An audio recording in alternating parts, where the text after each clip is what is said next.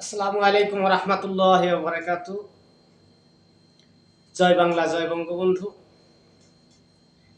আজকে একটি অনাকাঙ্ক্ষিত ঘটনা ঘটেছে। যে অনাকাঙ্ক্ষিত ঘটনা বাংলাদেশে আজকে স্বাভাবিক সচরাচর যে কোনো ঘটনা, অনাকাঙ্ক্ষিত ঘটনা তো আলাতুল ঘটে।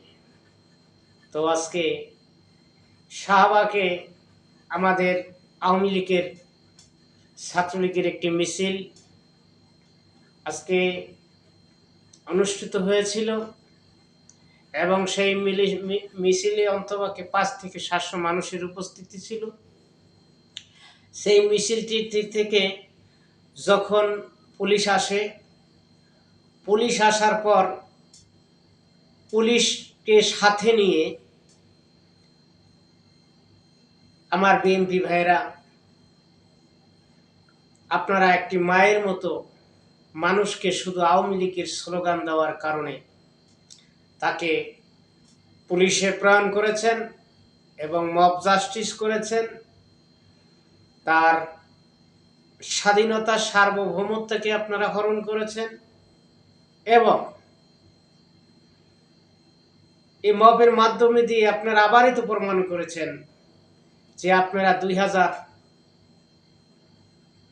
থেকে 2007 পর্যন্ত আপনারা যে বাংলাদেশটাকে ধ্বংস করে দিয়েছেন, এরই একটি মানচিত্র আমাদের প্রতিনিয়ত আমাদের মাঝে ভেসে আসছে। তবে আমি বিএনপিকে, আমার সদ্য বড় ভাই, আমি সমতুল্য বড় ভাই হিসেবে আমি তারেক রহমানকে বলবো, আপনি যে ধ্বংসের রাজনীতি শুরু করেছেন, এই ধ্বংসের রাজনীতি আমরা আওয়ামী লীগকে শেষ করব ইনশাআল্লাহ। আমি তারেক রহমানকে বলতে চাই, এনাফ ইজ এনাফ। অনেক হয়েছে। আপনার বাবাও চেষ্টা করেছিল আওয়ামী লীগকে ধ্বংস করার জন্য, পারে নাই। আপনার মাও করেছিল, পারে নাই। পাকিস্তানের ইয়াহিয়া ভুট্টু খান করেছিল, পারে নাই।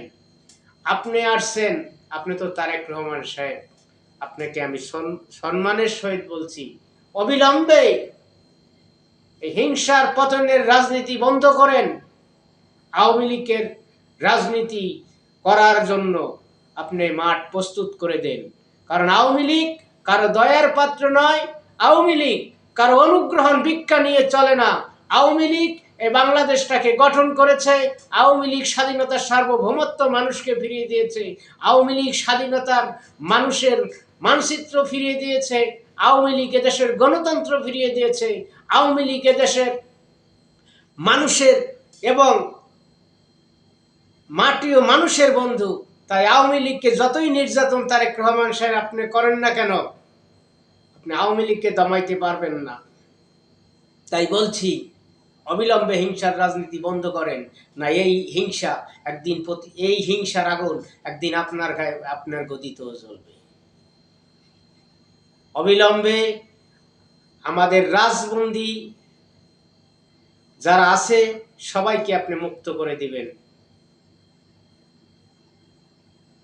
সকলের মিথ্যা মামলা প্রত্যাহার করে সকল নেতা কর্মী যারা জেলে আছে প্রত্যেককে আপনি মিথ্যা মামলা থেকে অব্যাহতি দিয়ে রাজনীতি করার সুযোগ করে দিবেন। আপনি যেটা শুরু করেছেন এটা বাংলাদেশের গণতন্ত্র না। আপনি বহুদলীয় গণতন্ত্রের নামে আপনি একদলীয় বাকশাল কায়েম করতে চেয়েছিলেন। আপনারা যেমন করেছিল আপনার বাবা, করতে চেয়েছিল বঙ্গবন্ধুকে হত্যার মধ্য দিয়ে। আপনি আপনার মা ক্ষমতায় থাকলে করেছিলেন শেখ হাসিনাকে গ্রেনেড হামলা দিয়ে হত্যা করে, পারেন নাই। এখনো ইনশাআল্লাহ পারবেন না। আপনি মনে করেন আওয়ামী লীগ ক্ষমতা নেয়, আমি এখন বিএনপি ক্ষমতায় আসছি। আপনি আওয়ামী লীগের ভোটে ক্ষমতায় আসছেন দাদা, আপনি আওয়ামী লীগের ভোটে ক্ষমতায় আসছেন।